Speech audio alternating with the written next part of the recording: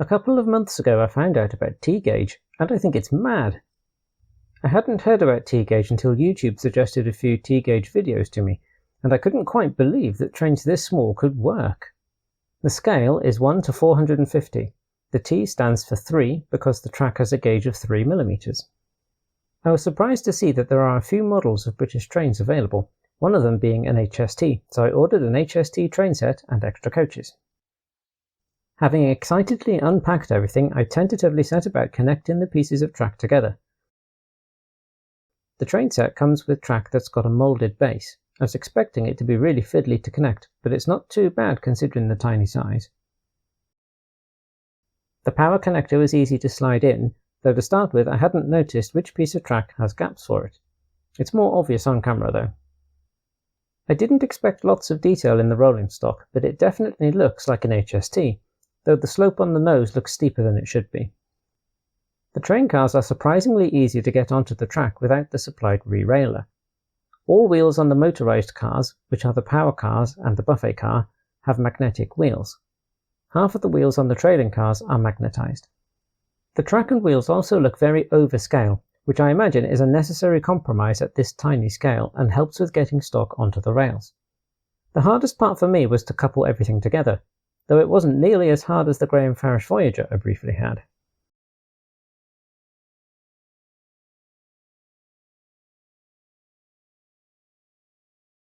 The couplers need to be hooked together fairly precisely.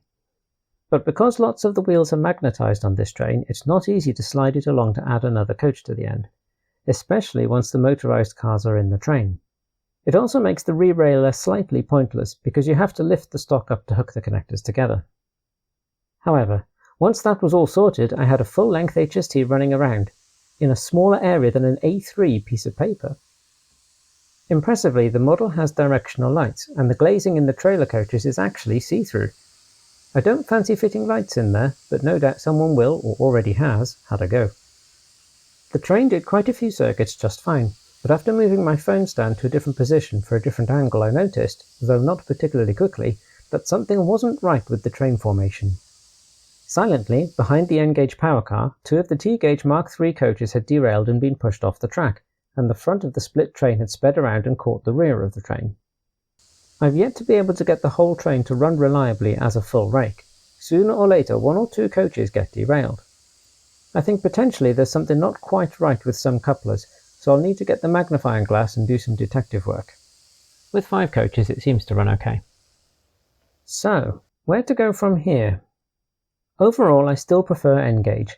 There's a lot of detail possible at a scale of 1 to 148, there's DCC control and sound, and it's possible to get the track to look much more realistic. And, of course, there's an awful lot more choice of ready-to-run, or sometimes almost ready-to-run, stock available. N-Gauge is definitely going to remain my main focus. But I think T-Gauge is bonkers, and so far I really like it. The tiny radius here means it's possible to have a circuit of track on a deep shelf. There's also a finer scale of track available that doesn't have the moulded ballast, so it'll be possible to get something that looks nicer than what came with this train set. At the moment, I'm intending to develop a T-Gauge layout that's roughly 2 meters long by 30 to 40 centimeters deep, as a shelf layout above Endor. I'd like it to look like the sea wall at Dawlish in Devon, starting at Langstone Rock and ending at Kinnaway Tunnel. I've got plenty more ideas and thoughts about it, but there's no point in getting ahead of myself, so I'll mention them in future videos as I gradually progress with T-Gauge. I've never even put a shelf up before, and I'll want to be totally sure that this one isn't going to fall down on Endor. I've taken the first action though, naming it the Dawlish T-Wall. That's all for now. Bye bye.